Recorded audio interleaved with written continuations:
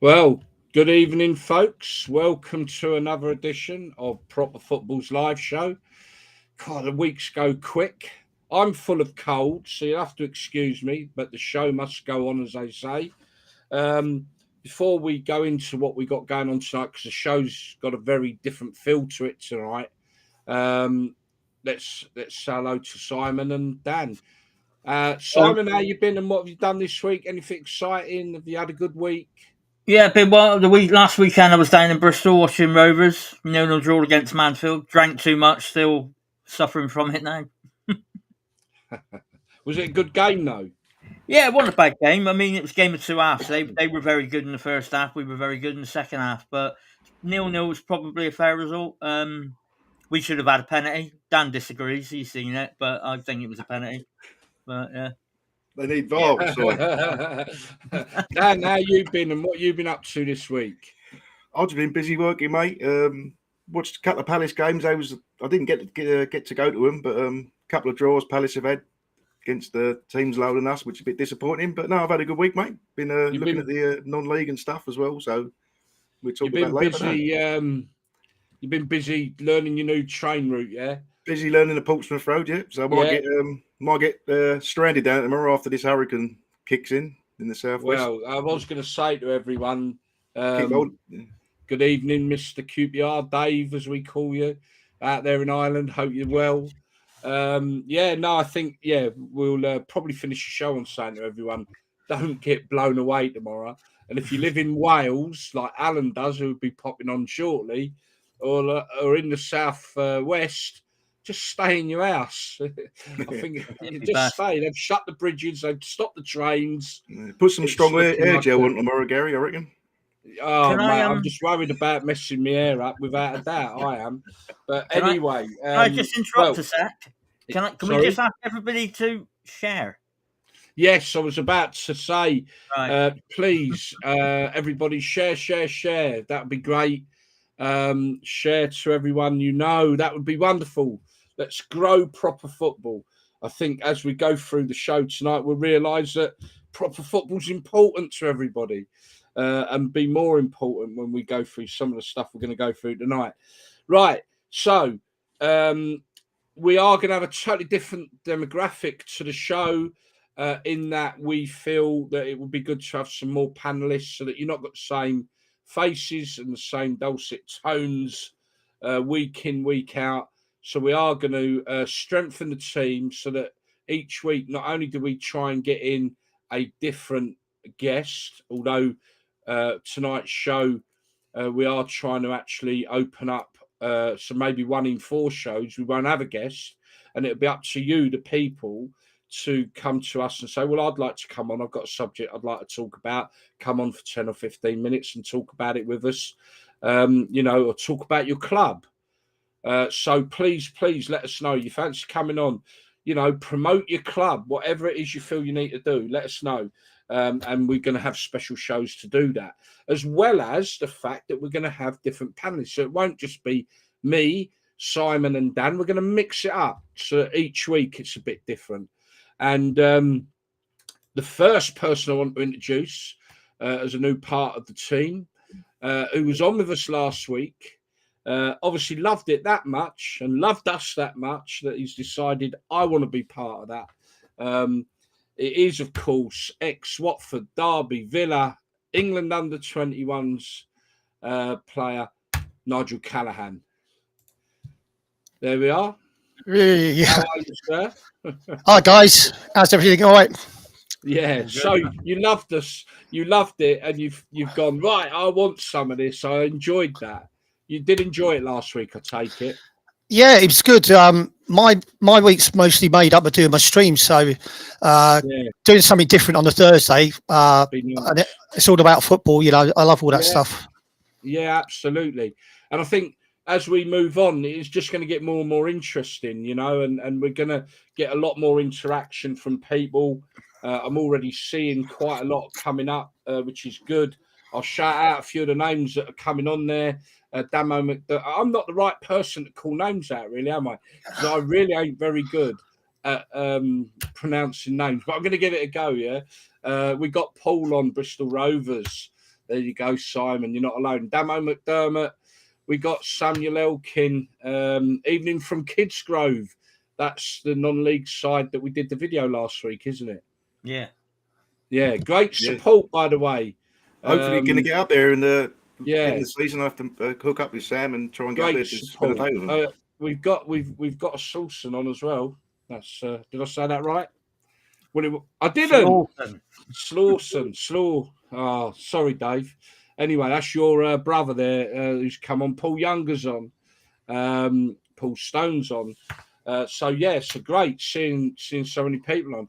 So Nigel, so it's great to have you on, especially being an ex-pro from the era that we all love, and it'll help us have a different demographic as well. You've got fans and an ex-player. I hope after a couple of phone calls there will be another ex-player joining the team. Who we've already had on the show, but I can't say no more than that until I've spoke to him. But we are going to be bringing on someone else who we've had on the show, who, quite like Nigel said, I like a bit of this. So that is Mr. Allan Jones of Cardiff City and the proprietor of Awayday Apparel. So let's get Allan on for a very short moment just to welcome him on board. Maybe not. Yes? No? Yeah. There we go. Hello, Allan. How are you? I hope you've not spoiled your evening. We're just saying to everyone, obviously, we're going to have a new demographic for the show. The panel will change on a weekly basis amongst the team of us to bring it in and freshen it up each week. Different viewpoints and everything else. People don't have to listen to me all the time and Dan and, mix it up. So there's obviously yourself. You've met Nigel? You haven't, have you? No, I am Nigel. Nice to meet you, mate. How are you? So Nigel, this is Allan. Allan is Cardiff City supporter, and he's also the proprietor of the Awayday Apparel clothing. So I'm sure if you treat him nicely, you'll get a T-shirt. He's very generous. I'm wearing a very cheap sweatshirt tonight because he needs to get his act together. Right. No. 17 so and a half, Allan. I was saying to both of you, really, I mean, this is all so new. We're going to be obviously touching on the fact that the website is out in the next few weeks, and that's going to be all singing, all dancing. We've got some other categories that we're bringing in. This is the live show. We've also got, or in the process of setting up, proper football away days. This is where we're going to visit grounds and visit stadiums, meet maybe with the people who run them, go on the match day, meet some of the fans, and do an overall thing. I did one. If you've not seen it, folks, you can go to our YouTube channel, and there is a pilot one which was Histon versus Carlton Town, and that was sort of the pilot of what we were looking to do. Then we also I've got another one which is going to be proper football under the floodlights, and this is where I'll be collaring everybody, including you two guys, for a one-on-one interview. So Dan will, I will, and this is where we're going to interview people, and that will be its own podcast interview one-on-one, and that's going to be called Proper Football Under the Floodlights. There's loads of exciting stuff to come on. We're really excited about the website because it's going to be a really good quality one, and it's going to really sort of push us to another level as well.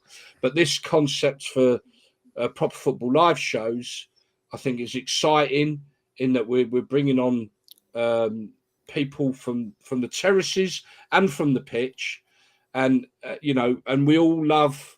Maybe we're not all lovers of modern day football, but we certainly love football, and we certainly, love proper football. Hence why, we do focus a lot on the lower leagues and the non-league clubs who do not get enough publicity. So, you're looking forward to it, Allan? Yeah. It's I watched the video you did at Histon, and it's a nice concept. I really enjoyed it. Obviously, there's some familiar faces on it with Boatsy, and it was interesting. It's nice, it's nice to see that a team so low down the pecking order are still dragging people all over the country, and that was what it was always about for us. I think it's sadly been lost with modern day football, with Sky TV and everything that goes with it. As I said last week, we're not fans anymore, we're customers. And until until we treat it as fans again, I think football sadly lost its appeal.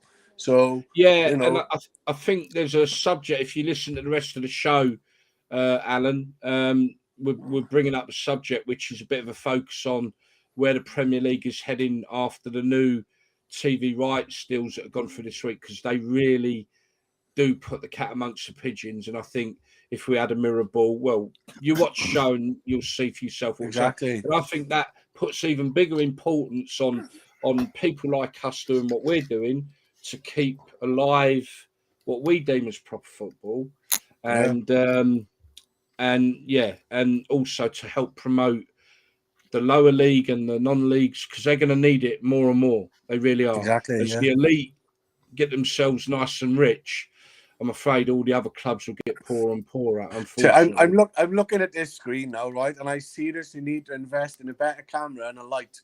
So if I'm going to be coming on more regularly, I'll sort that out in the week now. So. Well, yeah. I mean, you're doing this on your phone, aren't you? I am at the moment. Yeah, that's why the screen looks like that. Yeah. But your sound quality is pretty good for being on the phone. Yeah. Okay. Yeah. So we're battening down the hatches here in Wales. We were just about to say you know, I think you're in a bit of bother tomorrow, mate, up there. Well, my missus works in a school. Stay at home. They've shut all the schools in Wales tomorrow, in South Wales. So they've shut the schools, they've shut the railways. You ain't going to be able to come to England. That's fine. Well, you can if you go up the other way, but you're not going to get. They're shutting all the bridges down, aren't they? As well, that's fine. I got no problem there. All bridges. They've shut the Dartford one as well. That's shut as well. So it is looking quite scary for tomorrow. Yeah, I just hope it's all cleared up by Tuesday, because I got a flight out to Cardiff on Tuesday to Benidorm. So looking forward to that. But Alan, Dan, anything you want to add? No, lovely to have you on board, Alan. Thanks, guys. Look forward to working you on here, mate. Be great stuff. Yeah, and I'm sure you and Nigel will get to know each other. Nice one, Nigel. Yeah. I think Alan's hit the nail on the head when he's saying we become customers at football matches now. I mean, they become businesses, and as they become a business, they get more staff. I'll give you an example. I rung up quite a long time ago. I was working at Chesterfield, and the manager was a Norwich City supporter. Glenn Roeder was manager at Norwich at the time. So I rung Derby up and I said, look, is there any chance of me getting 2 tickets for the match tonight? Because they normally sort the ex-pros out with tickets. And she said, what's your name? I said, it's Nigel Callahan. She said, I'll just find out for you. She said, yeah, that'll be fine. It'll be £49 each. So I ended up having to ring Norwich up, and Glenn Roeder left me 2 tickets at the Norwich end. But I didn't feel right being a Derby County player sitting in Norwich end. But it just shows you that half these people they're at the grounds. They have no idea who people are. It's a job for them. They're not supporters. When I played at Watford, everyone from the laundry lady, the tea ladies, they were all part of the club. They all supported the club. One big family, isn't it? Yeah, I think you've got to go, like you say, you've got to go lower down the leagues now to find that. There's no loyalty. There's no loyalty in football. No. Like ex-pros. I know loads of ex-pros, without name dropping. And I got to be honest. Sorry, Alan, can I just stop you there? Dan, you make a note of that. He knows loads of ex-pros, right? No, and I'm not taking this down to a gutter level. I'm thinking future interviews, lovely. Yeah, but no, with all respect, I utilize them. I use them. Hey, listen, that's the right word to use for tickets sometimes myself. And I've noticed lately there's a lot of them. They can't get tickets either, No. And it's ex-pros should be looked after, because what else? Once they leave the game, they've got nothing. Do you know what I mean? And at the end of the day, a lot of these clubs, their successes are based on the achievements of these players. They deserve to be recognised for it. Yeah, definitely. Yeah, again, absolutely. Customers, not fans. I tried I tried to get tickets for the Derby Forest match, and I was told you can have tickets for any other match apart from that one. Yeah, because we'll sell out on tickets on that. Yeah. You know, which it just sums up the business, doesn't it? Yeah. You don't get players having testimonials. Does a player stay to longer than 10 years at a club nowadays when they get a testimonial? This doesn't really happen a lot, does it? Oh. You don't hear of it as much these days, do you? You don't get many players stay at a club that long, do you? You know, Troy Deeney stayed at Watford, but he didn't get a testimonial. I think that was more to do with COVID. Yeah. He hit 10 years through the I think he was earning a bit more than the 450 I was getting at Watford, though. So he probably had a few bobs saved up in the bank. Well, let's put it this way. I know when he got his pay rise, whatever that was, he went out and bought himself a Lamborghini just to celebrate. I got two outside. I'm just covering him in case the wind hits him. Yeah, just ridiculous. And that, I mean, this is what's great about having you on, Nigel, as well, because we get a perspective of you know, where we all grew up with football. The players now are on they might as well be on the moon. I mean, they really must. And it sums up, like you were saying. You know, I think last week you said your best ever earnings were at Aston Villa at £750 a week. Yeah, all right. It might have been good money a day, but it weren't exceptional. It wasn't, you know, world breaking money like we're on now.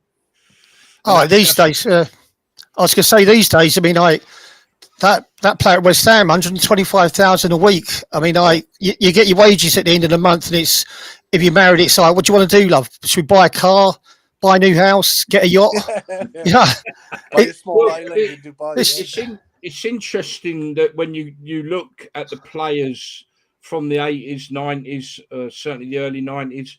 I mean, it's Neil Webb. I mean, Neil Webb played for England, full cap. He's a postman. Yeah. Got great delivery, though, hasn't he? Great. But the thing is, what the difference is, Nigel, especially like yourself and a lot of the players from back then. I've met Luther a few times now, and it's so down to earth. These new generation of players are so detached from our reality that they're just not. There's just no comparison. You know, they're living like saying as live on the moon. That's the TV money, isn't it? Yeah, and the camera phones. It doesn't matter. It doesn't matter if they got attendances anymore. And this is where it comes in. The money comes in irrespective, doesn't it? Do you know what I mean? So, social media's made a big difference with that, though. They can't. Like Nigel said, you can't go out, and the clubs control the players, what they can say and do, and they're trained, isn't it, in that media training? So because they're representing the club, I guess, the brand, the money. I mean, the other thing is, like, obviously, when I was at Watford, Graham Taylor came with a 6-year plan to try and get the club promoted. And as it goes, you know, we got up to the top league pretty quick. But you're lucky if you get 6, 7, 8 games as a manager. If you don't win them games, you're out the door, aren't you? Right, you say that when you were at Watford, Graham Taylor was there. Yeah, my mate played at Watford at that time as well. Who's that? Guy Thomas. Guy Thomas. That rings a bell, yeah. He was there when Jason Lee and Ronnie Rosenthal were up front for you. Was he a winger? No, he's striker. Oh, was he? Yeah. And not big though, was he? He scored. He only played about 10 games, but he scored. Yeah. He scored in a 4-1 win against Luton away. Oh, right. Did he score? Oh, Christ! They still talk about that today. The fans. Well, the old fans. Ronnie Rosenthal was playing up front with him, and Jason Lee come back from injury. And died. Nigel, I don't think you weren't at the club at that point, were you? Not when Jason Lee was there. No. Not Pineapple Head. End of conversation. Nigel, did you get paid winning getting the FA Cup final? Was it like a bonus scheme you got? Did you get like a big fund that you all took money out of it? Yeah, that was quite a story actually, because I think Everton on the time they were on something like £2,500 win and £2,500 appearance money. So if they won and they played, they got £5,000. And we was on, I think, 250 win and 250 appearance. And Pat Rice was captain of the club. And when he when we came to signing in the incentive schemes for the season coming up, we all sort of refused to sign them. And Taylor went absolutely berserk at us. You know, we done pre-season and he weren't happy. And our first game of the season was Man United away from home. And his team talk was, I'm not happy with the way pre-season's gone. I'm not happy with you lot.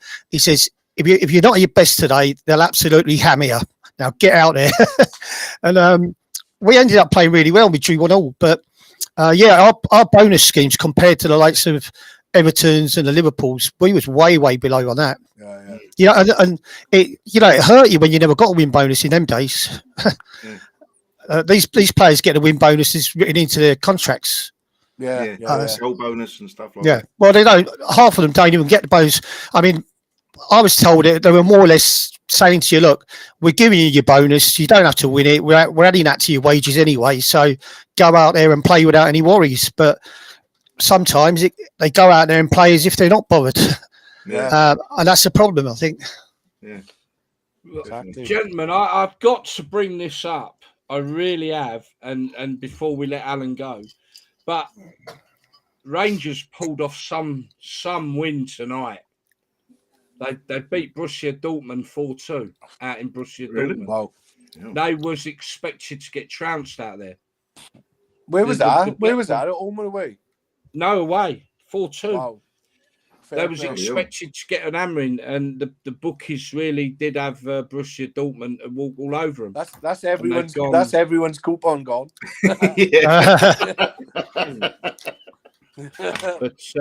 But look, so people out there, if you want to, obviously you can drop messages. If anyone wants to ask questions.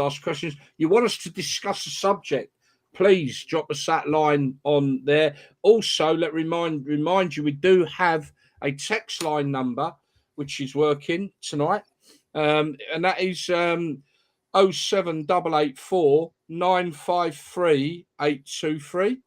I'll repeat that: 07884 953 823. And no doubt Simon will drop that up on a bar at the bottom of the page shortly. But yeah, you want to ask questions of us, you want us to discuss a subject, drop it onto us straight away. But yeah, Rangers 4-2 winners. That is a big result. That is a big result for them. And like I say, the bookies earlier today had written them off. So fair play to them. I had to bring that up. Anyway, right. So just to recap, website coming out very soon, and we're really excited about the website. Obviously, this is Proper Football Live Show. We're going to be having the Proper Football Away Days, which is where we go to grounds on match day, look at the stadium, I'm looking forward to that myself. Meeting the people, you know, and we're not just confine that to British clubs, English clubs.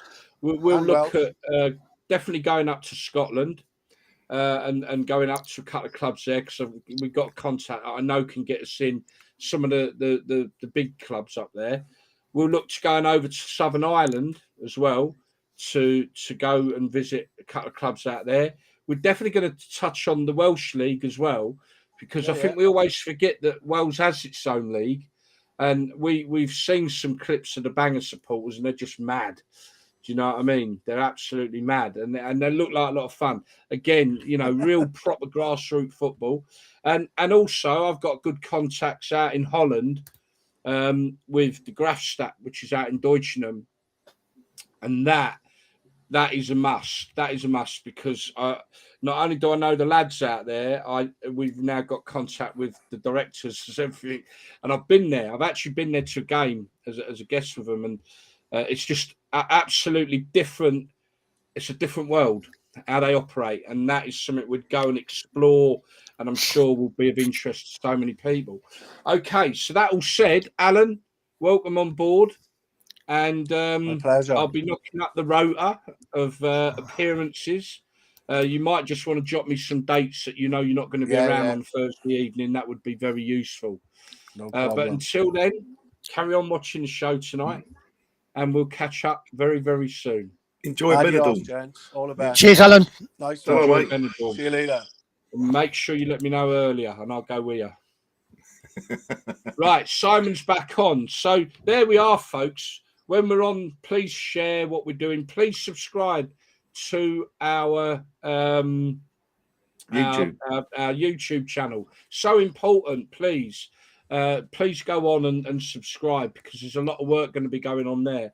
And like I say, lots and lots of exciting stuff and a new demographic to the show, which I'm sure is going to really be great for everyone to watch and have a different outlook every week. Right, so what we got in store for the rest of the show? So we're going to be talking Derby County, just that, and on their dilemma, well, and we've Gary. got. Sorry, we've had a question as well talking about Rangers. How would they and Celtic do in the Premier League, and will we like them in there? Rangers and Celtic in the Premier League. Yeah. I don't think it'd happen, but I think it'd be nice to see them in there. But I don't think if they want to become like what the Premier League are going to become, it's up to them, innit? They'll have to start at the bottom. They'll have to start in the National League. They're better off staying where they are. That's it. Starting the National League. See how they get on in it. Yeah, they're better off where they are. You know, Premier League is, I don't know. Well, we're going to talk about that. Anyway, so Derby County, hopefully, I believe we've got someone on who's been quite involved with the whole situation. Is that right, Simon? Yep, he's in the wings now. I can bring him on now. He's in the wings. Well, we'll bring him on in a second. Okay. Then we are going to be talking Premier League. I know it's not something we normally do, but we are going to talk Premier League this week because of the announcement of the TV rights deals. And what does that mean? And we're going to have I'm going to look into a little mirror ball and tell you what I think is going to become of the Premier League. And I don't think many people will like what I have to say. But hey, those who disagree with me, you can disagree with me. Those who agree with me, fair enough. Okay, then we're going to be going into a bit of a session on non-league. We've got quite a lot to go over. Dan's going to be touching on the FA Vase and FA Trophy games that took place at the weekend and the draw for the next rounds. And we've got some great stories coming out. And we'll announce next week's guest on the show as well. So all that said, without further ado, is it Danny? Yeah, his name's Danny. Yeah, let's get Danny on. He's got a very similar name to me. I think you've actually called me it a few times, Gary. Yeah, amongst other things. But I can't use them words live. Hello, Danny. Oh, Danny. Hello, mate. Hello, mate. You all right? Can you hear me all right? Hello, Danny. Can you hear me? It looks like sick. I think that what Danny's, because we talked about in the week, I put it up in the pages, that Danny was, Derby have done a brilliant scheme. All their fans have got together. Can Danny hear us? I don't think he can. No. I'm all right, mate. Simon, help. We have technical issues. He's putting his thumbs up. Oh, we got you now, have we? Can you hear us, Danny? No, I don't think you can. No. Okay, Simon. Simon can hear us. Yeah. Yeah. Right, Simon. Yeah, can you see if you can sort Danny out, and we'll just touch on a little bit of what Dan and Danny were discussing. Obviously, I don't know if Dan can hear us. Danny can hear us. I think he must have a bad internet connection. I think. Got a lovely smile. Danny, if you could try and sort that out with Danny, we'll crack on. Okay.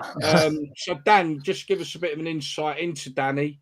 Yeah. What's been if going we can't on. get Danny on, we'll hopefully get him on next week with a better connection. But yeah, Derby County this week. I know they're going through tough times, aren't they? But Danny was telling me earlier on the Derby pages, a lot of people saying they can't afford the game, struggling with our times, and the Derby County Supporters Trust, I believe it is, they've come up with this idea that they're just going to pay into like a Just Giving page, and then it'll just be a fund to give tickets to people who can't afford to go. So they've raised over nearly £25,000, and I think they got Peterborough this weekend, and I think that's nearly sold out. They've got Millwall the following week, So someone else done that, Dan. Yeah, Ipswich Town did it. Done that? Ipswich.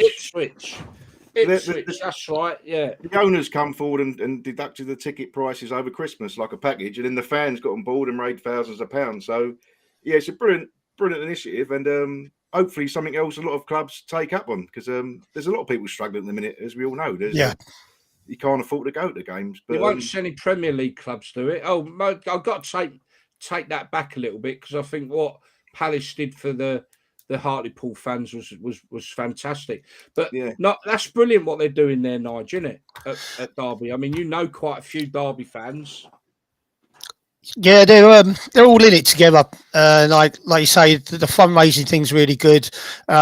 Prices of tickets are your normal family sort of like will sacrifice things just to go to the match. So that, giving away some of the tickets is a really good idea. The Peterborough game I've heard it's virtually sold out now. That's a massive game for Derby on Saturday. So if they win that, it will keep the spirits going.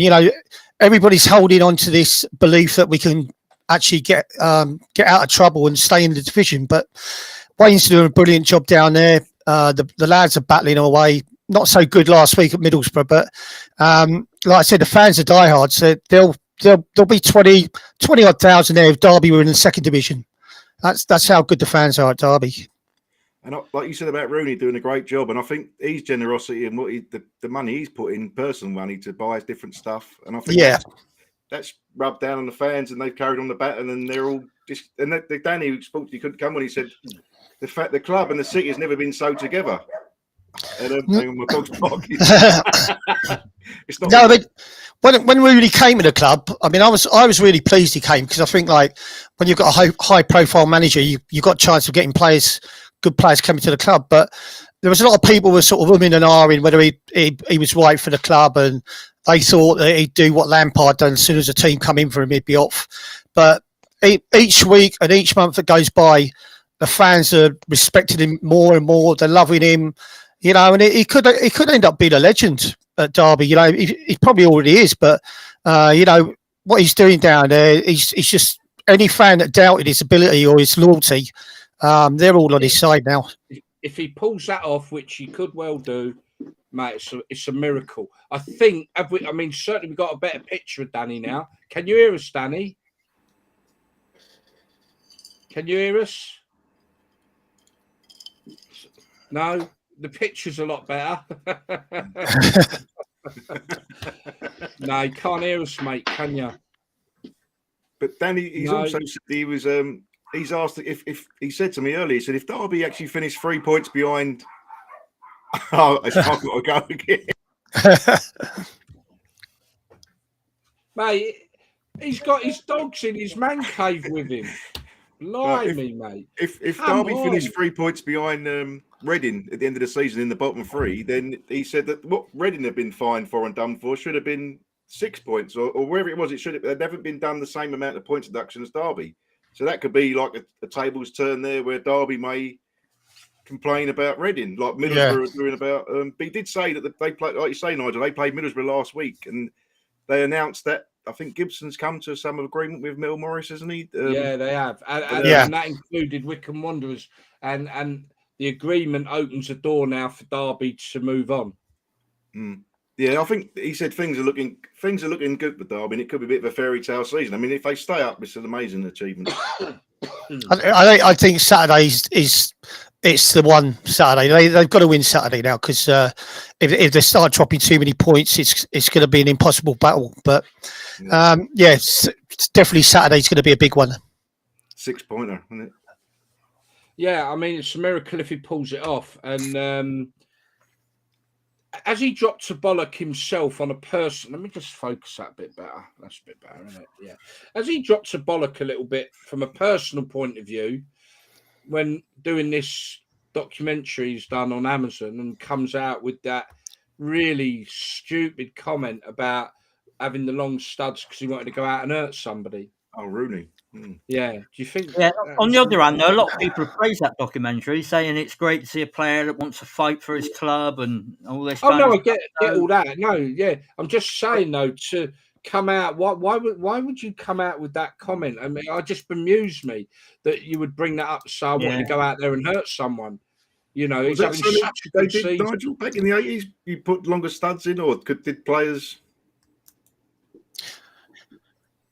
Yeah, the thing is though, back in my day, you could hurt someone in a fair tackle, like a 50-50. If you're both going for it, you could win the tackle and sort of literally like let them know you're there, really. And I don't know whether that's what Wayne meant, but obviously you can't get away with that these days. But back in our day, you know, you could if the 50-50 was there to win, or it's a tackle and you got the ball and you hit the player and you know you hurt him a little bit and let him know you're there.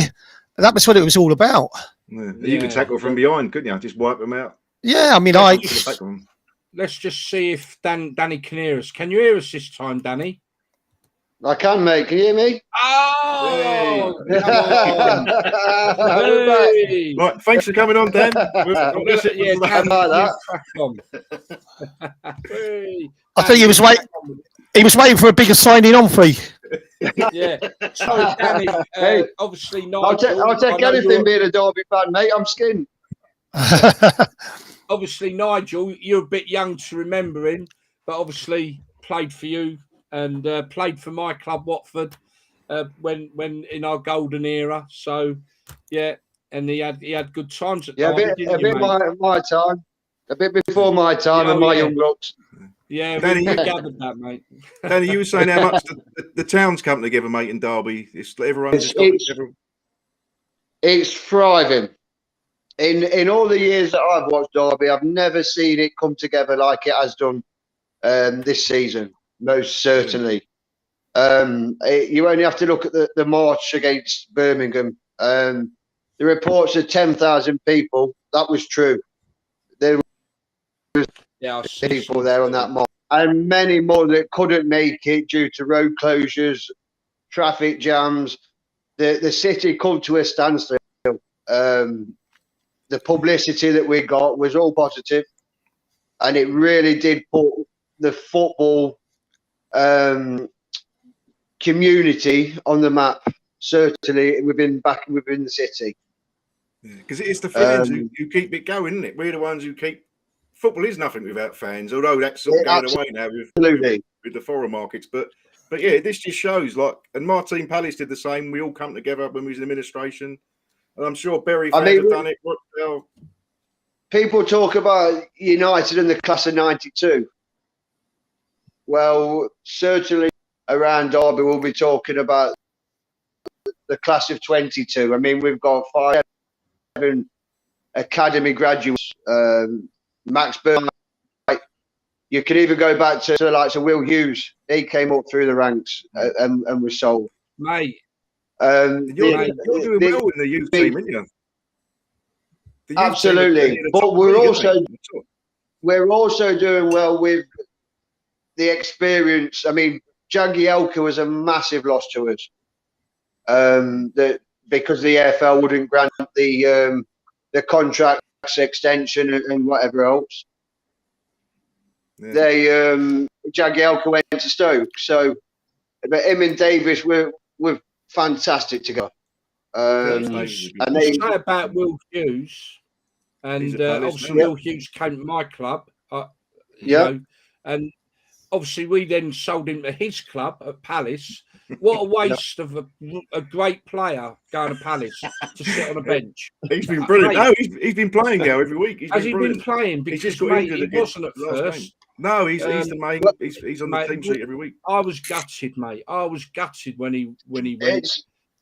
It's a similar thing with Luke Plange at the minute. I mean, absolute steal with Luke Plange for £1.5 million. Oh yeah. An absolute steal. That guy will go far. That guy will go far. Any clauses on that? Have they like?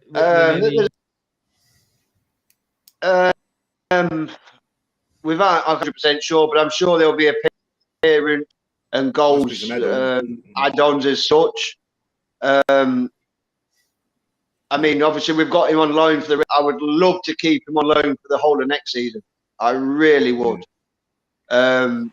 If Derby want to get promoted, they need his attitude. Never mind his ability, work ethic, his determination to get that ball. Was he released by a Premier League team as a kid or something? He was at Arsenal. He was at Arsenal, yeah. Derby snapped him up, and then because the conditions of registering players and whatever else, the EFL had to sort of bend the rules a little bit to allow him to sign a professional contract with Derby. No doubt he would have made it elsewhere, but Rooney speaking, if Rooney sees something in him, that he's got to have something about him. Yeah. We spoke about the rules. That's interesting. That's new. We spoke about Mike Ashley's interest in Derby earlier, Dan, and you was happy about that. You said about Mike Ashley maybe coming in. Yeah, I mean, a lot of people only talk about Mike Ashley in his last 2 or 3 years, maybe Castle, on his inability, his reluctance to take Newcastle to that next level that they needed. Derby are many, many miles behind Newcastle. And somebody with Mike Ashley's experience and his direction in business is what Derby needs, because I think everybody's accepted football now becoming a business. To a lot. What's your thoughts on that, Mike Ashley then, Nigel? Yeah, do you know what? I totally agree. The problem that Derby had is the money. You know, that's been the root of all problems. So although we might not get millions and millions to spend on top players, he'll come in, he'll sort the club's finances out, and it'll be run properly. And you know, like you say, we brought players through the academy into the first team. I played in a team at Watford where I was at 19, John Barnes was 18, Kenny Jackett 21, Steve Terry 20, and we was all in the same team, and we finished second to Liverpool that year. So sometimes it's a blessing in disguise, you know, bringing them lads in early gives them the experience that maybe they wouldn't have got until 2 years later. So, you know, that I'm all for that, and I think Wayne knows how to work with the younger lads, and I totally agree. You need a bit of older players, experience in there, which Curtis Davis gives us that. Maybe we need another couple of older players there to steady the ship a little bit. Essentially, most certainly. So, I mean, back Bielik returning is a massive boost for Derby County. Yeah. Did he get that? Not just as a kick against not just with the club, but I mean, Josiak has gone missing. Josiak and Bielik are best friends. Might get him back on his, although he is injured now. The Bielik is. I mean, it proved against Birmingham when we were non-existent for the first 70 minutes against Birmingham. He took control of the midfield, and that's what £10 million, when we finally pay Arsenal, will get us. Now, there is a documentary on YouTube, We Are Derby, and Rooney said to the players after that game, that point there, that 96-minute equaliser, will keep you in the league. And I genuinely believe that that's what Rooney was needing, that extra bit of muscle. Yeah. What a goal that was, though, that 96 minute goal. Oh, absolutely. Absolutely. But the guy is 6'6", so just taking it back to obviously the whole situation at the club and what the fans have done. And as you said, you've never seen the fans come together so close. Dan, you said the same about Palace.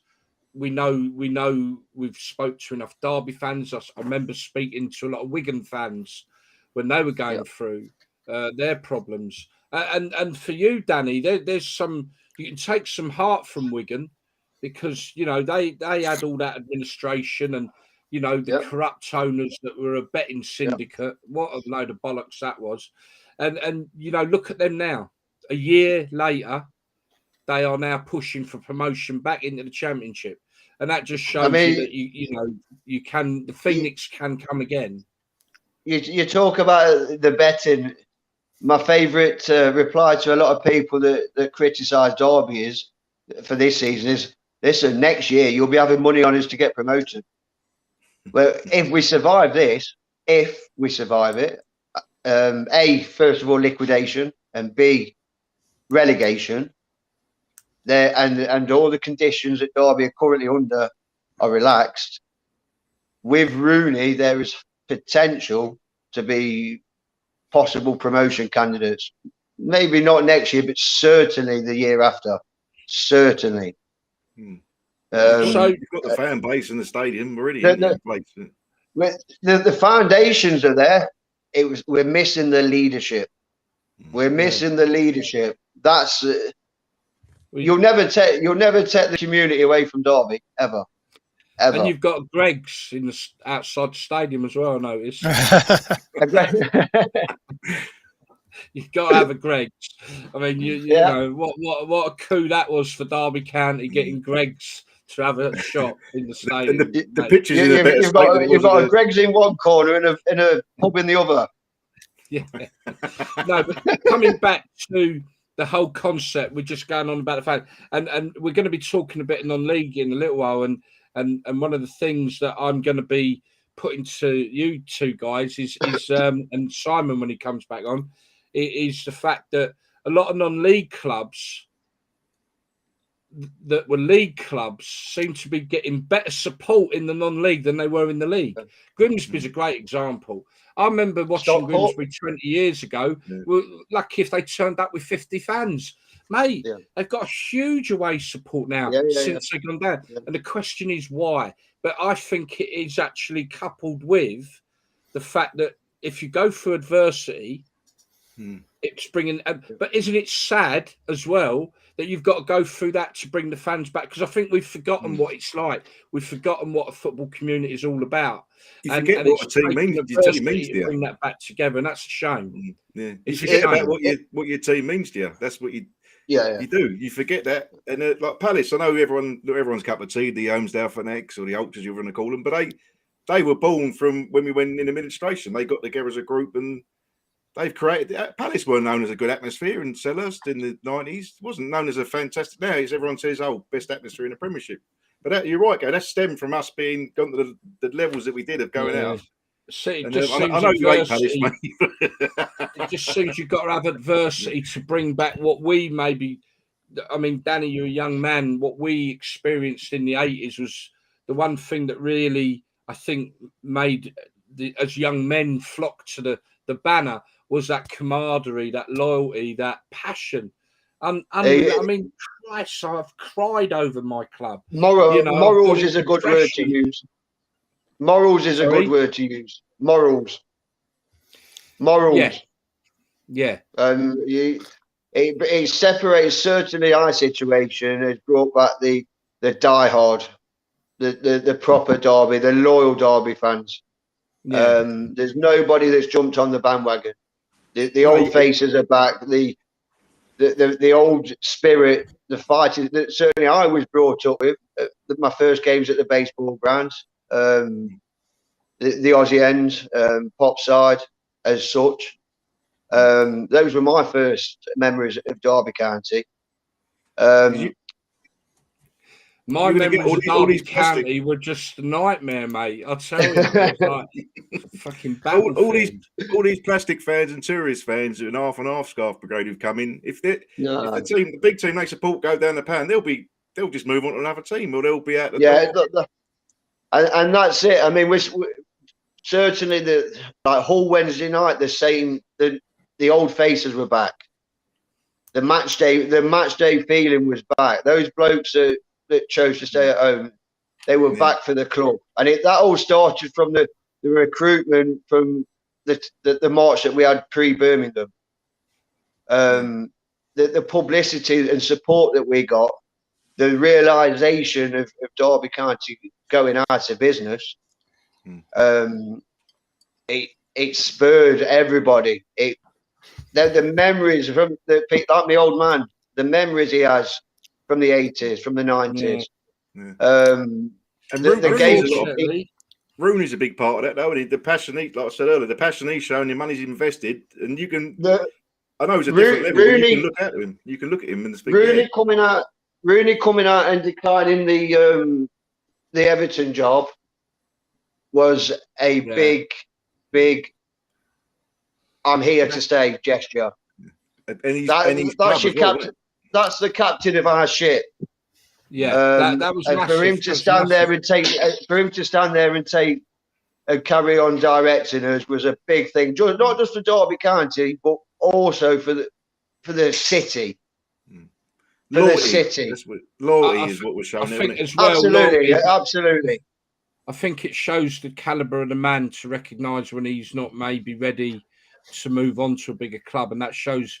And I don't mean that in a bad way, by the way. Obviously, Everton being a Premier League club, but I think that shows the man's got his level, and he's in actual fact, he'll be viewed in a greater light if he keeps Derby up than he would going into Everton job anyway. Nobody would have blamed him for jumping ship. Nobody would have blamed him. But Rooney's words were, he grew up on a council estate. He knows what it's like to go through the tough times, and what man would he be if he was to have walked away? And that statement there. I'll tell you something. What though? If he keeps Derby up, he's up there for manager of the year. Against the Premiership managers, easily. Absolutely. There'll be no. I don't think it'll be bigger than Leicester winning the Premier League. And do you know what? I don't think Guardiola, Klopp, or anyone would begrudge him that title in that moment. If he keeps Derby up, fully deserves it. But Rooney's morals and his work ethic are completely different to them. To the Guardiola. Rooney's had nothing given to him on a plate. I mean, the man's paid for away accommodation for the players. He brought match balls. He brought a drone. He brought training equipment. That's out of his own money. I'll give you a stat that was out today, Danny, which is quite interesting. Pep Guardiola, for every point that he's made in his however many years he's been with Man City, each point has cost Man City £675,000. Wow! Each point. Now that's and you know something? Derby need that each month to survive. This is just for the rest per of the point that every point they've accumulated over these years. That when they break it down into the money they've spent, and the nearest one, because they were comparing Klopp with Guardiola, and Klopp is for every point he's had in six. I know he's been there 6 years. His cost is £275,000. Wow! So I would love to see what Rooney's is. Interesting. It was really interesting. But look, I wonder if they could work out Rooney's. I think the average Watford manager was £2.50 girl. Listen, Annie, it's been great, and listen, we'd love to have you back on and talk more about when it's a bit more clear what's going on, and come back and tell us absolutely. That'd be great. Well, I'm going to have to move along. No problem. Before I do, I just want to read out some of the comments that we've had whilst you've been on. Gareth Williams, I know Gareth Williams you'd know it by the name, he's got to be Welsh, isn't he? And he supports Cardiff. I know that because he's on quite regular. And he's got there, I think Derby will stay up. All the adversity that they faced has galvanised the club. Reading is the side in trouble. Neil McDonald, I know Neil's Portsmouth. Never understand why teams suffer when it's down to corrupt owners. That have been passed by the FA. Oh, it's not the FA, Neil. It's the FA. It's the EFL. EFL. It's and you're quite right. We've had this conversation. They're not fit for purpose. They really ain't. And then Leonard Lamb, he's West Ham because he's got hammers there. Good luck to Derby County. And basically Gareth said another comment here as well, which is quite nice. Club with a history like Derby County shouldn't be allowed to go. Well done to their fans who have rallied together. What proper football and fans is all about. Can I just say before we go? That statement there coincides with the family fund that we've got going at Derby. Now I know initially that's what we wanted to talk about. That, there's £20,000 in a pot for people that can't afford to go can't afford to buy tickets for Derby. They can apply via that scheme. Yeah. And I mean, this has been backed by everybody off the street, current players, ex-players, Rooney himself. That will put bums on seats, but it generates revenues around the ground, in the ground. Yeah.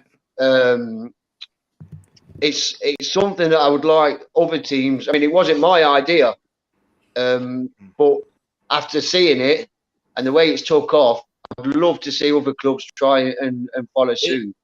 Ipswich have done it. They did it at Christmas. Yeah. So, I mean, it's only you and Ipswich that I'm aware. Anyone watching this who know their club do anything like this, or would like a bit more information, that maybe we could put you in touch with Danny, who might be able to put you in touch with people who've helped organise that to help your team, because it's a wonderful thing to do. There's so many fans that used to go that can't afford to go anymore, with ticket prices and the like. And what a wonderful thing for the fans to rally around. So if anyone wants to know how that was set up through maybe wanting to, let us know, because we can get in touch with Danny. And I'm sure Danny will help us get in touch with relevant people. Before I go, there'll be a full house against Saturday and a must-win game for Derby. And then the following week, Millwall at home. That's going on the same way. Brilliant. And like I said, if Derby gets 6 points just by having the fans there, where's that going to take us? That could take us out the bottom three with other results going our way. And then I read a comment that somebody said they've never seen Pride Park bouncing like they did against Brighton in the playoff semi-final. Well, you wait till A, Derby, if they get out the bottom three, and B, if Derby stop up, because the final home game is against Cardiff, last game of the season. And if Derby can't stop up on that day, there will be one hell of a party.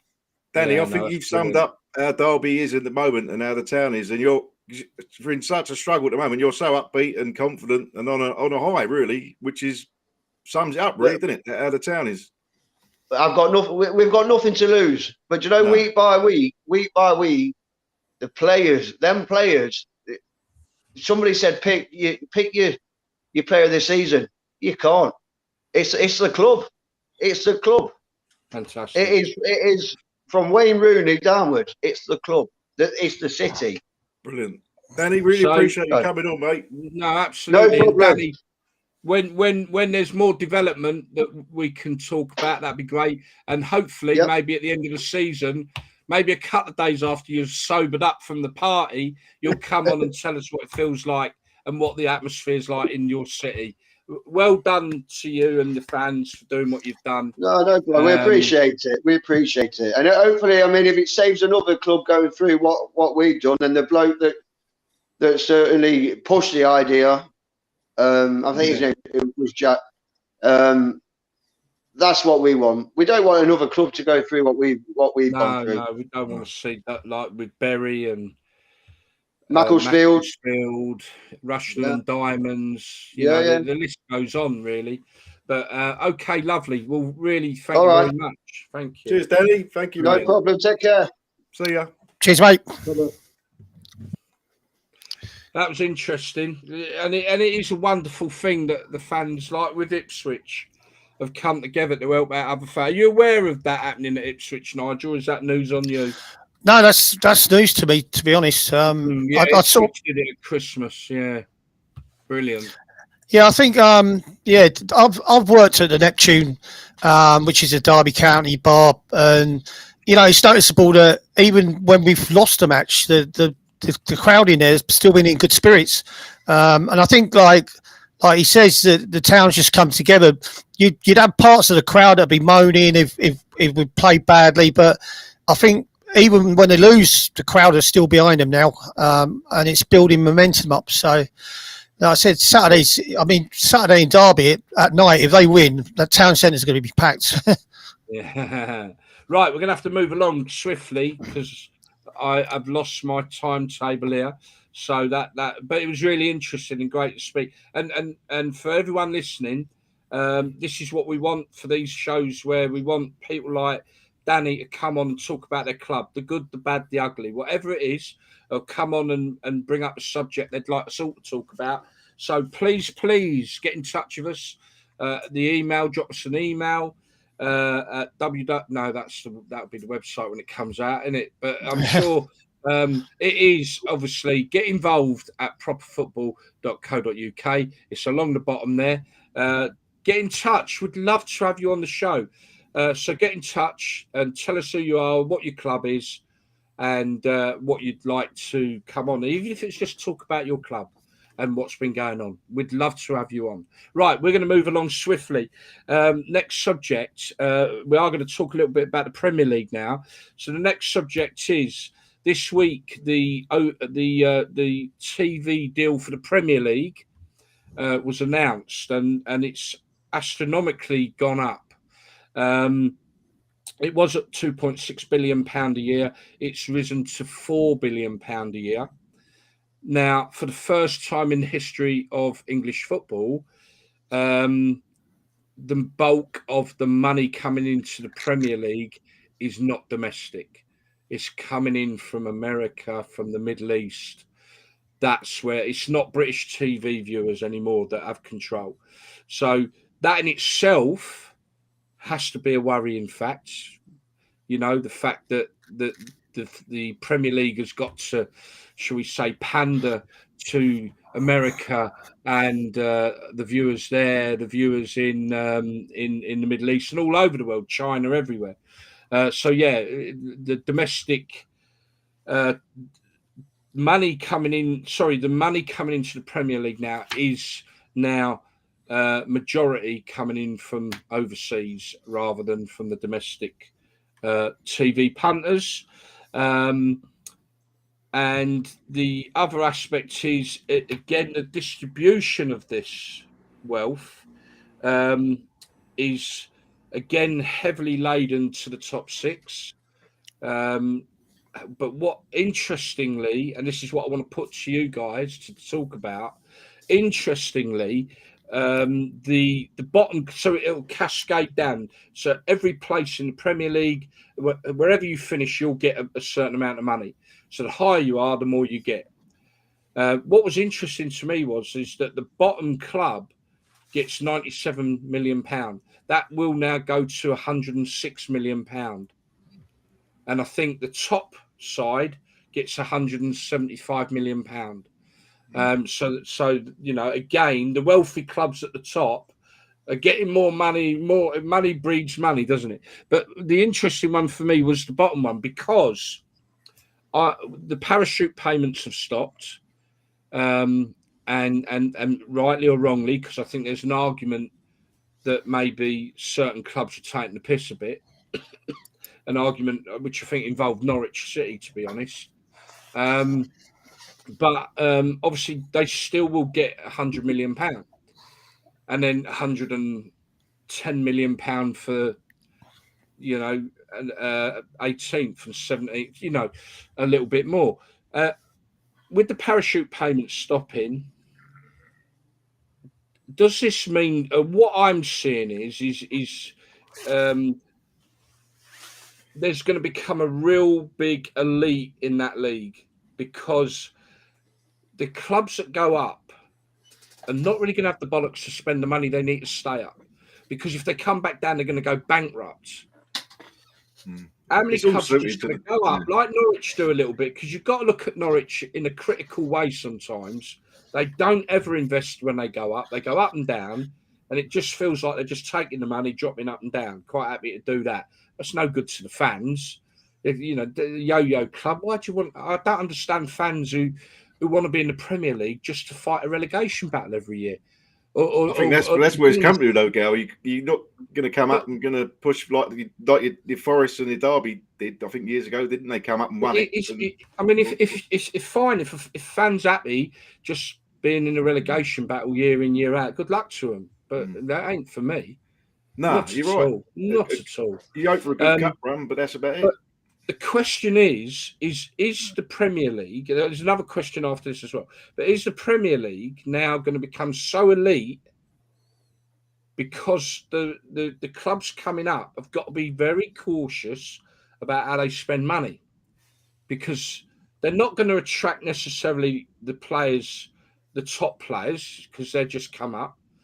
Plus, if they spend £100 million or whatever it is, then, you know, if they come back down, then they've cancelled out their money from the Premier League and they're left potless, but with a load of players on stupid, ridiculous wages, which also then leads to the fact that the only way they can do it is to create contracts that mean players have to sign and agree that they'll have a pay cut. And, you know, these greedy bastard players won't do that. So they won't be able to get... So are we going to come to a situation... And this is what I'll put to three of you now. What was the next question, Gail? where it literally is just a yo-yo situation. You've got your elite Premier League, and then the three clubs coming up are going to keep coming down. Are we going to get to that point? What do you think, Nigel? Yeah, I totally agree with you. There's no way any fan at any club wants to be in a relegation battle every year. Yeah, they want to be thinking they can win games and get as high up in the league as they can. But, you know, if the clubs aren't going to spend money on players, then they're never going to get that wish. But again, like you'd say, it's about how much money they can actually go out and spend. Do they sort of put all their eggs into one basket and get a top player which is going to cost them about 80 million, but they can't get anybody else?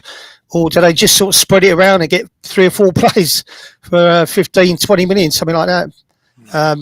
It's a difficult one, yeah. I mean, as soon as Norwich go up, people are saying they're going to come down. You know, they're favourites to get relegated.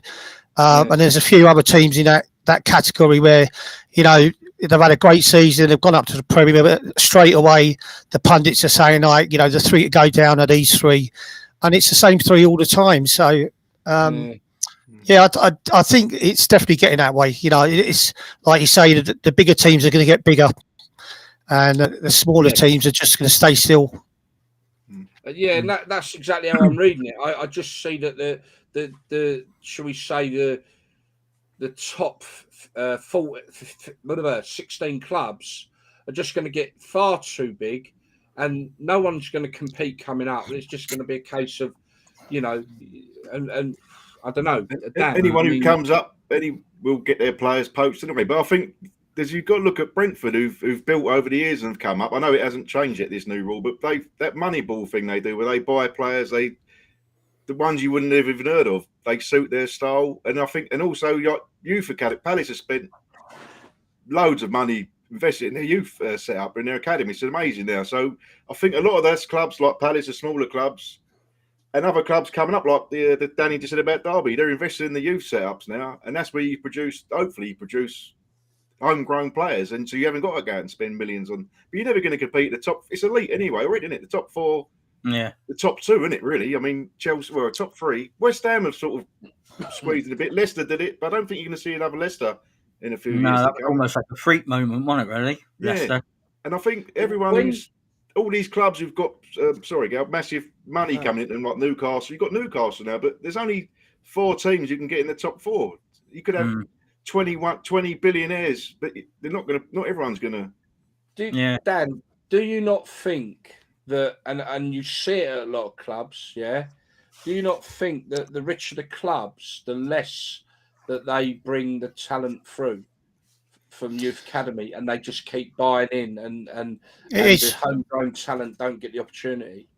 Yeah, I think it's been that for a while, hasn't it? Really, in the top clubs. Chelsea probably an exception to that because they do, Yeah, but then they loan a lot of players out. Although they sell them and buy them back for loads of money, don't they? A couple of years later. Can I just go back to the original? Sorry, the original point as well about the money, the TV rights. Well, the UK TV rights they can bid for so many games a season, can't they? When the clubs abroad are allowed to show every single game. Is that why there's a difference now in the money? I mean, every 3 o'clock kickoff you can watch on foreign TV now, can't you? I don't know. So obviously, surely those bids have got to be worth more. You think so? But and that changes the kickoff time. The kickoff times they're going to be like you said, Gary. The money follows the money. It's going to be guaranteed to have some really strange kickoff times more than they already. It will, yeah. I'm gonna throw this out there, and anyone watching and listening now, obviously, if you're watching tomorrow, we're not live. But if you're watching now and you want to put your own opinion up, do it. I've got a mirror ball, right? So I'm gonna look into the future of the Premier League, right? And all I see, and this is the attitude that's shown. I add this into it. I caught the back end of a discussion on TalkSport, and I couldn't tell you who it was with, but he was talking about the Super Bowl, right? And he was just saying what a wonderful crowd, families, very diverse crowd, and everything else, and the Super Bowl. And I think this sums up the attitude of people that are in the media, maybe, and certainly the authorities. And I think this one statement blew me away. And it was that the problem with English football is that we haven't got what the Americans have got. What we've got is 18, and personally got the 50 wrong. He's certainly older than 50, but he said we've got 18 to 50-year-old men in the ground. It's like, I couldn't believe what I was hearing, because football in this country wouldn't be where it is if for the last 100 or so years, working class men supported their clubs, probably given over 20% of their lives' earnings, like we have, and put our money into them clubs. I know it isn't needed now because the clubs have gone in a different direction, but up until 20 years ago, the revenue from the fans was all important. And I can't believe that statement. And not one person confronted that comment. And it summed it up to me. So if I look into my mirror ball, here's what I see. I see Premier League games, half-hour breaks. You'll have Adele and Ed Sheeran doing the half-time entertainment. You'd have bought your big foam hand as you come into the ground, your baseball cap, and you'd be eating your popcorn and your hot dogs. And there may be a break in the second half for 5 minutes so they can put ads on the telly. And that's people could disagree with me. And in 10 years' time, if I'm still alive and doing this show, I shall say I told you so. But that's what I see. Derby, that lad, they want to be careful what they wish for, because the Premier League, in my view, is heading that way. It is going to accommodate the American viewer. We know, we've had this conversation numerous times, that the authorities or the people that are running football, that are making the money out of football, they don't want the old, all right, laddish or the men. They don't want all that anymore. They don't want the old type of fan there anymore. We've seen enough evidence of that. We've even seen this week stuff about clubs paying people to sit in areas of the ground so that they can almost grass people up. And one of the things that I remember from the terraces and being part of the fan base was the loyalty between them fans. Not now anymore, mate. Everyone's grassing everyone up for this, that, and everything else. So if I look into my mirror ball, that's what I see the Premier League becoming. I hope and pray that Watford aren't part of that. I really do. But I can see them being part of it. You know what I mean? The fan base is very changing at Watford. And the half and half scarf, as I call them, or the prawn sandwich, whatever you want to call them. And that's what I see the Premier League becoming. But I do believe that's why you're seeing so much success in the non-league. But your thoughts on this, gentlemen? I think with the VAR situation where they're looking over whether it's a goal, whether it's offside, I think it won't be long before you'll be getting an advert in between them as well. You know, it is going like American TV. We went over there for the first time on holiday. My mate, he's a bit of a comedian, but he says, oh, I couldn't believe it. He says, I was watching an advert the other night and a film come on. So it's 10 minutes. So you can see eventually when they're checking over a VAR situation, there'll be a little 1 minute advert will pop up, and then it'll go back to the match again. Yeah, definitely. See that. One comment that come up there, which is interesting, from Gareth Williams, with this TV deal, how long before they start playing league games in the US and the Middle East? Oh, definitely. Yeah. The pre-season tournaments and friendlies they have now, they're all geared. No, they moan about playing too much football and they'll fly at the other side of the world. So it's definitely going to go that way, without doubt. So in that respect then, Dan, the appeal of the Premier League, is that why they're almost trying to get rid of the original fans? They just don't care about us, really, do they? I know they don't care, but do you think, because let's face it, I feel sorry for fans of Chelsea, even if Palace are up there. You know what I mean? If that's what it's going to become, is that really the football that you fell in love with? Rah, rah, Palace, rah, rah, rah. You know, here we go, Palace, here we go. Do you really? Is that really? Sing that now?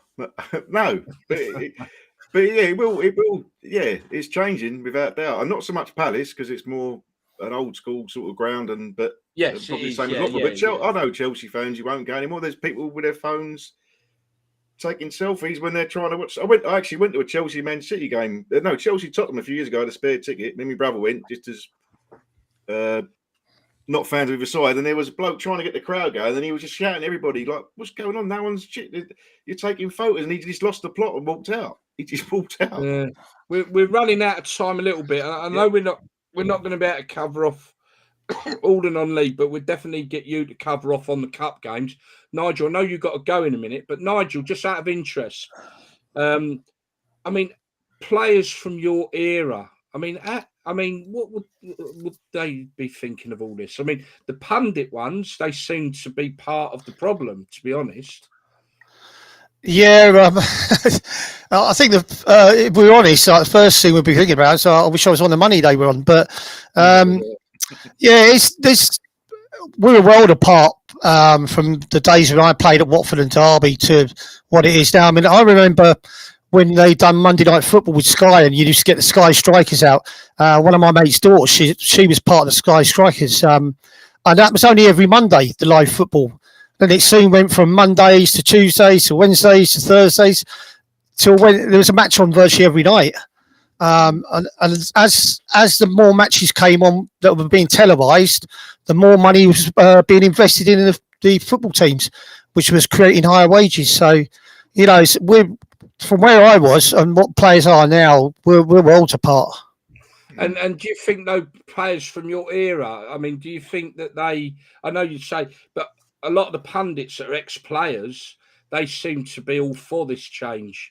Do you think the mentality of a player on the pitch to maybe us you'd be on the pitch and I'd be cheering you on, singing your name, mate.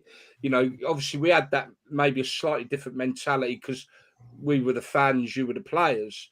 But do you think a lot of the players would be happy with these changes and become the rah-rah, you know, let's throw the hot dogs around the stadium at everybody type thing?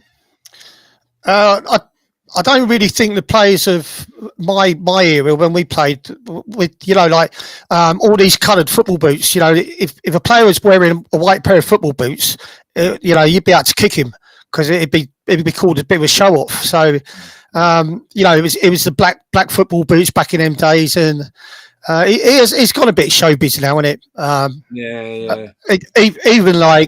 Even when you watch Match of the Day now, I mean, I record Match of the Day. Because I can't be asked watching the pundits going, well, if he'd have gone there and then he'd have stayed there and if he'd have pushed up and all these arrows appearing on the TV, you know, just get the next match on and show us the goals. Yeah. You know, so yeah. Right, I know you've got to go, mate. So just cut comments that have come through on this discussion with the new TV deal. Oh no, we've done that one. That's why so many people are turning to lower league and non-league football, as Premier League is so sterile.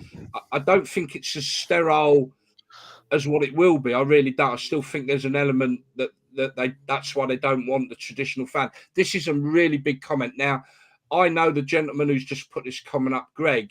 He sits on the West Ham board as the fan liaison, right? So this guy is what he's about to say. So he's spoke to Karen Brady, and she told him at a supporters group meeting, because he's the whatever, the mediator or whatever. It's gone right. So that she told him at a supporters club meeting, they don't really need the fan revenue, so they would prefer non-traditional fans. And you can guarantee that would be right, because at West Ham they don't have a love affair with the fans anyway. In actual fact, there's a born hatred between Karen Brady and the other fella with the fans, and that's come out of part of West Ham. So we don't want the traditional fan at the ground anymore. We don't need your money anyway. Because they're the ones who kick up a stink when they ain't happy with how the club's being run, aren't they? They're not the tourists ain't going to kick up a stink, are they? I'm going to read this one out, and then we'll let Nigel go. All Premiership clubs are trying to appeal to the overseas supporter, trying to maximise revenue on every angle. Compare going to Chelsea in the 70s to today. It's like the Tower of London full of tourists. Yes, and that's very true. Just pleased that our support at Palace are still... You know what? Get a new stadium and that'll all change. Yeah. You've got... Your stadium is not appealing to... And I'm not knocking you, because I love old stadiums. Your stadium is not appealing as it is to maybe the tourists, but I'm sure that would change. But I'll just mention one points. Sorry, mate, just a quick one. That Paul's made a good point, but at Palace, I know we haven't got time, but they've kicked up a stink, the fans. They approached us about these tokens or something you can buy, or you put your name down. I forget the name of it. Someone might know what it was called. I can't remember. Yeah, I can't remember now. It was something like fan tokens, wasn't it? Fan tokens. And then you have a say in certain things. So you're getting people from arse end of the other part of the world who buy these things, and then they get a say in it. We'll have to do this next week's show or the week after. Let's do something like that. Just to let you all know, next week we've got the chairman of Colton Town on. We've got a bit of a love affair with Colton Town, and he's coming on next week, and he'll give us an insight into the ownership of the football club in non-league football and the ambition that they've got. It'd be great to hear from someone in a different position to a supporter and a player. So that's Mike Garton will be on next week as our guest. Nigel, I know you've got to go, mate. We'll catch up. Thank you very, very much again. And I'll give you a bell. Love the show as always, guys. Yeah. Have a good weekend. Are you on Mixcloud tonight? Right, folks. Yeah, about 5 minutes. Nigel's on Mixcloud. Honestly, unbelievable music. Catch him on. What would they have to do to find you on Mixcloud? I've just put the link up. Yeah, just go on my Facebook page. There you go. There you are. That's it. Just click on that. Go on there, and honestly, it's absolutely it's absolutely free. You don't have to pay to go on it. So, all right, catch Nigel, and there's a great little community there as well. So, okay, have a good weekend, guys. Cheers. Thank you. Cheers. Right, listen. Obviously, we completely run out of time to a degree. You've got to just cover off the cup games for me, Dan, if you would, for the non-league. I'll do it, mate. Vase and trophy. So the FA Vase and FA Trophy was drawn in the quarterfinals. Hopefully, Simon can stick it up because I've lost my notes. There we go. So yeah, the FA Trophy is the bigger competition. It's tier 5 to tier 7. I think that's right. So National League competition, the National League division and the 2 divisions below it. So we've got Bromley Solihull Moors, that's an all National League tie. Notts County Wrexham again, the same. But the big story is Needham Market. They face Stockport County, who are top of the league, but Needham Market are in tier 3 of the National League system. So that's tier 7, I believe. And they had Kevin Orlock is their manager, ex-Man City, West Ham, Swindon. And they've beaten Margate, they've knocked out Wilstone, Yeovil, Dartford. They've knocked out some big teams, and now they're playing against the league leaders of the National League. So it's a massive game for them. So we'll be keeping you up to date on that. Dagenham Redbridge against York City. York City are a league below than Dagenham, so tough game for them. But I'm just going to add that the York City chairman, you're going to say it, yeah? No, good. Yeah, Carry the on. York City chairman, Jason McGill, he's subsiding all the fans, coaches, and the ticket prices, I think, or the fans, coaches anyway, for the trip down to Dagenham. So it cost 15 quid for adults instead of 50 quid that they was quoted. So that's a lovely touch. So he's giving a bit back to the fans who've supported him. So it's another nice story there.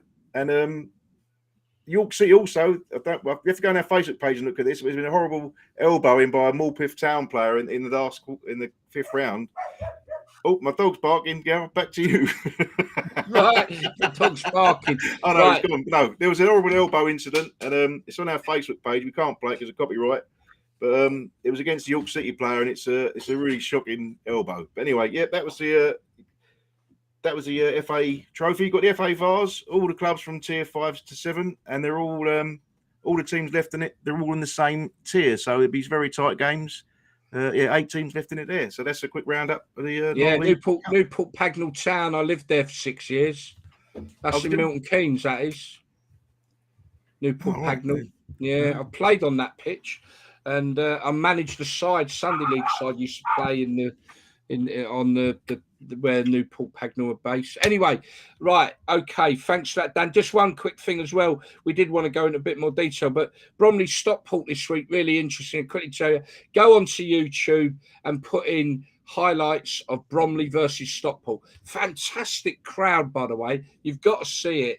It really is a big crowd down at Bromley, and they line up with all the flags. But the funny thing is, about 5 minutes in, they Stockport hit the post, and they've got plastic pitch, and they've not fixed the goals in. They sit on a rim, and it's hit the post and knocked the goal sideways about a foot, and they carried on playing. It's mad, but you've got to see it. But anyone wants to see that, about 5 minutes in, just put in there and you'll get the highlights of the game. But look at it anyway, because it just shows you how vibrant non-league football is. The crowd, the stadium, fantastic. Talking of stadiums, so I don't know if you got it. The non-league biggest terrace or the biggest stand the smallest stand in the world, Peckham Town. Yeah, we've got something similar at the Rovers ground, mind. Yeah, it's brilliant. Do you know what? The non-league scene has got so many different turns and quirky things. It's brilliant, and just stay tuned with Proper Football because we are going to explore them all. Right, Dan, thank you. Simon, anything from you to finish up with? No, I'm all right at the moment. Thank you. Okay, cool. So just want to reiterate again, the new setup for the show. We will have different people on the panel. Excuse me. On a weekly basis, Nigel, Allan, and we're going to bring in one more once I actually collar him. And that should actually give us a different dimension. The website is not far away. Just want to say, a bit. I know I'm very vocal about my dislike for the Premier League, and maybe I'm a dinosaur if that's what people think. But I genuinely don't like what I see, and I just say it as I see it, really. So apologies if I upset anyone when I keep knocking the Premier League, but that's the way I feel about it, and I think there's probably a lot of people feel the same way, and I do believe it's going to go the way of the American setup. But there we are. I think that's it, gentlemen. Yeah. Yep. Until next week. All I can say is, Dan, you be very, very careful on the trains tomorrow. Don't get blown away, right? I'm going to get everybody. I hear he's having a day off. Yeah, keep holding your hair, Gary. I'm not going on the road tomorrow. I thought, no, it was bad enough the other day. I was getting blown everywhere. Listen, seriously, folks, if you can start home tomorrow, do it. If you live in Wales or you live in the southwest, particularly, the bridges are shut, including the Dartford Bridge. For anyone watching who needs to know, if you're going to travel, you know it's going to be chaos. It's going to be a bit St. and Greavesy tomorrow, isn't it? Yeah, it is supposed to be the worst storm for at least a decade. please be careful. Stay at home. I think the kids are already on 30 holiday, years. aren't they? No, the kids, they've shut the schools in Bristol and South Wales. I've just They've heard had to Michael work Fish on the 30 telly, and he said, "Don't worry, there's not going to be a hurricane." Do you remember that one? Do you remember that one? Young Danny wouldn't remember that one. But it was nice having the young lad from Derby on. That was great. And I hope everyone agrees that bringing Nigel in, bringing Allan in, and we're going to bring one more in is the way forward. Lots of exciting things to come. I think that's it. Everyone, be safe tomorrow, and we'll see you all next Thursday.